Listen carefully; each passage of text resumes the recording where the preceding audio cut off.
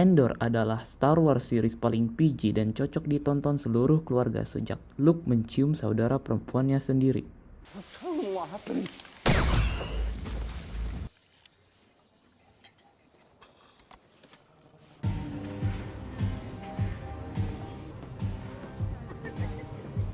Have you been with us before? First time. Good. Do you want something to drink or?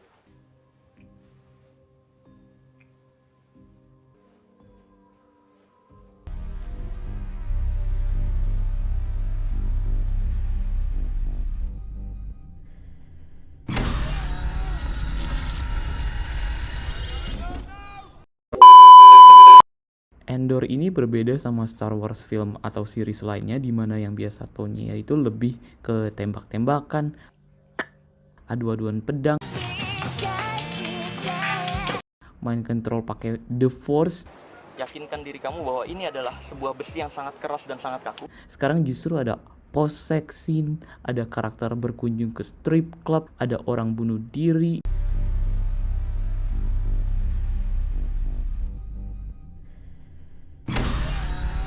Ada banyak orang yang mati ketembak stormtrooper.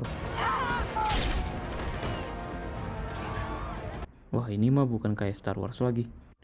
Dan jujur aja gue gak expect Disney ngizinin writernya ngebuat series Andor sedark ini.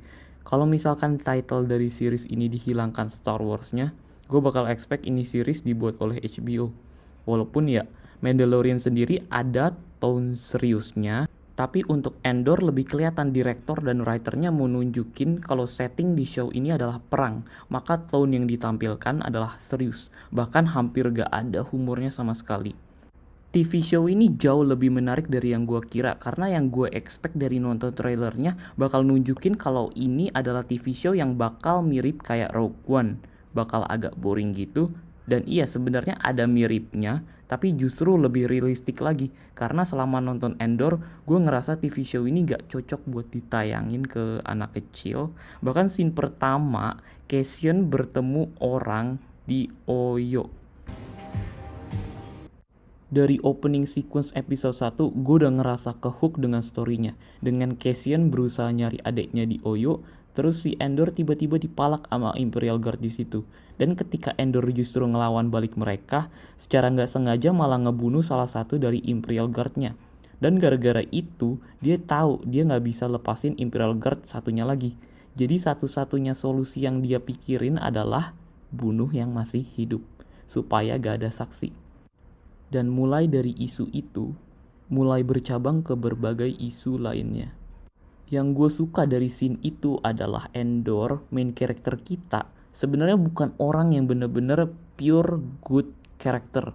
Dia nggak sengaja bunuh orang, tapi bukannya dia kasih ampun ke yang satunya lagi, tapi karena terdesak dengan keadaan, dan tentunya dia nggak mau Imperial Guard yang hidup untuk mengadukannya ke atasannya, jadi dia berani double down ke kesalahan dia. Dan itulah setting yang menunjukkan seberapa ngeselinnya para Imperial Guards dan betapa penduduknya gak percaya sama sekali dengan Empire. Kemudian hal unik dari series ini adalah mereka juga nunjukin dari sisi Empire-nya sendiri, karakter-karakter mereka seperti apa dan day-to-day activities mereka yang tertunjuk dari Cyril dan Dedra. Mereka berdua bukan karakter yang benar-benar baik secara moral, tapi karena kita melihat berbagai hal dari pandangan mereka, kayak mereka kadang dapat musibah karena kesalahan mereka. Itu ngebikin mereka menjadi karakter yang lebih interesting, gak terlalu satu dimensi yang kerjaannya cuma marah-marah atau nyuruh Stormtrooper ngejar rebellion gitu-gitu. Show ini terstruktur pada 3 series of events. 3 episode pertama merupakan perkenalan karakter Cassian dan antagonisnya series. Pada akhir dari episode 3, Cassian berhasil lolos dari Cyril yang berniat buat nangkep si Cassian. Namun dalam proses penangkapan, Cyril justru nyebabin banyak kekacauan di planet Ferrix. Dan menurut gue Cyril selama beberapa episode awal merupakan karakter yang bener-bener interesting buat ditonton karena musibah yang terjadi padanya setelah kekacauan yang dia buat. Namun sejak episode 6-11 gue rada bosen dengan tuh karakter. karena hal yang ditunjukkan terlalu redundant. Dia tinggal sama ibunya terus kerja di kantor yang boring, udah itu doang. Maksudnya itu udah kita tonton di episode 4 dan 5, tapi masih diulur sampai episode 11 dan jarang banget plot dia terkoneksi dengan main plot dari karakter-karakter lainnya. Itu sih mungkin yang kurang seru buat ditonton di series ini. Kemudian untuk episode 4-6 itu merupakan cerita Endor berkenalan dengan rebellion lainnya termasuk Luthen. Walaupun kita udah sempat ketemu Luthen di episode 3. Kemudian ada Vel, Cinta, Nemik, Skin, Gorn, dan Barcona. Semua karakter di kumpulan Rebels itu mempunyai karakter masing-masing yang unik dan gak boring. Dan setelah mereka udah ngebuat karakter-karakternya interesting, mereka nggak takut buat bunuh karakter-karakter tersebut. Itulah kenapa series ini spesial. Ada stakes ketika kondisinya emang membutuhkan, karena memang nih series tentang perang. Kalau misalkan nggak ada karakter penting yang mati, atau hanya karakter-karakter background doang yang mati, itu bakal ngebikin series ini kurang meyakinkan dan mengecewakan. Keseluruhan dari build up episode 4 dan 5 udah bagus dan pada episode 6 bisa dikatakan tidak ada satupun hal yang mengecewakan dari segi story, konklusi, dan visualnya. The best episode dari keseluruhan series ini terjadi di episode 6, The Eye. 2 dari 6 orang di grup tersebut langsung mati, si Gorn dan Barcona. Kemudian Menix karat dan sisanya hampir gak lolos dari Empire. Visual efeknya ketika Endor berusaha kabur dan komet-kometnya yang muncul. Wah, itu visual yang bener-bener ngagumin sih.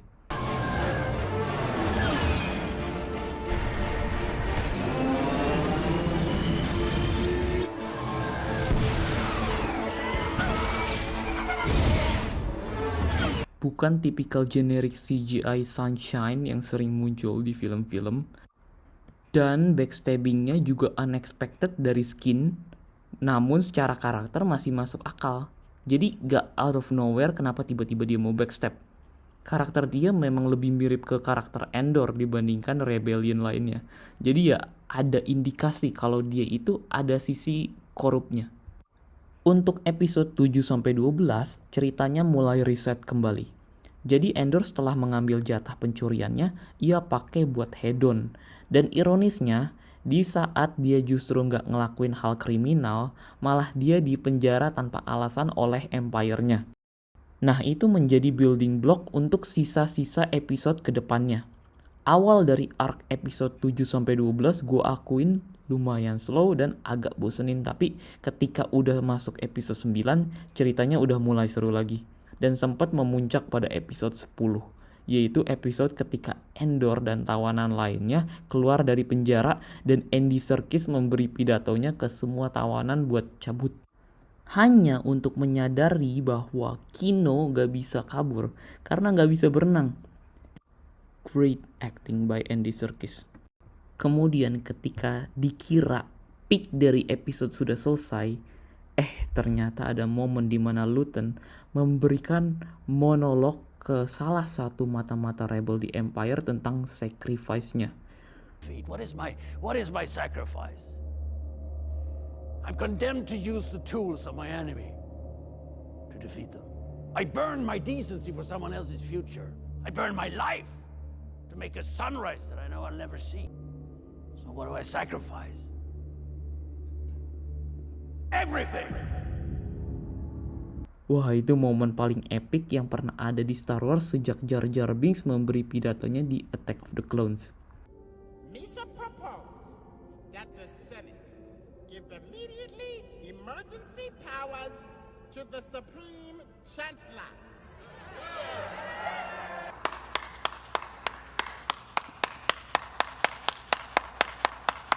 Dia bukan karakter yang sepenuhnya baik. Dia ngambil tindakan yang kadang perlu dipertanyakan. Kadang terlalu ekstrim, tapi tujuan dia selalu noble, demi kebebasan rebellion. Kemudian untuk finalinya juga tidak mengecewakan. Banyak orang mati setelah mendengar pidato si Marva. Dan pertama kalinya di Star Wars, di mana orang-orang mati terbunuh oleh Stormtrooper yang bidikan pistolnya akurat.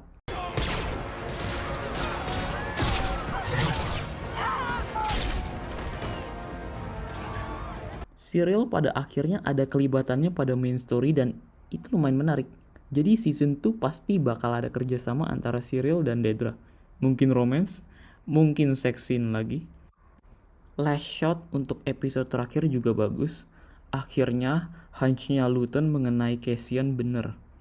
Kalau dia itu bisa ngebantu fight for the cause.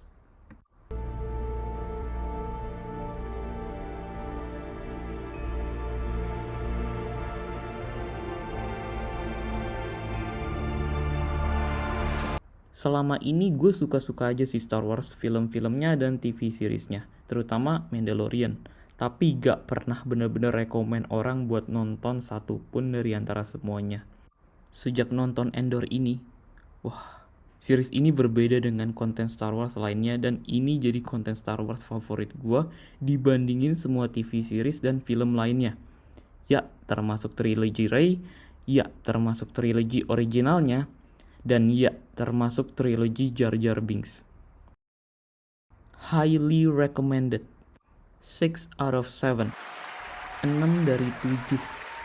Alasan gue gak ngasih rating perfect itu karena di luar dari main plot Andor, side plotnya kayak Mon Mothma itu kurang menarik buat ditonton. Bahkan di video ini aja gue gak ngebahas sama sekali ya. Karena story dia itu sebenarnya gak terlalu berhubungan dengan main plotnya. Kemudian side plot si Cyril setelah episode 5 lumayan boring karena yang tadi gue ngomong cuma ngulang yang kita udah lihat di episode 4 dan 5. By the way, post credit scene-nya juga keren sih. Dan sesuai teori-teori fans, lumayan poetik. Andor yang menjadi alasan kenapa Rebellion bisa ngancurin Death Star, dia yang nyuri skematiknya di Rogue One, tapi dia juga yang menjadi salah satu yang ngebantu ngebuat mesin pada Death Star-nya.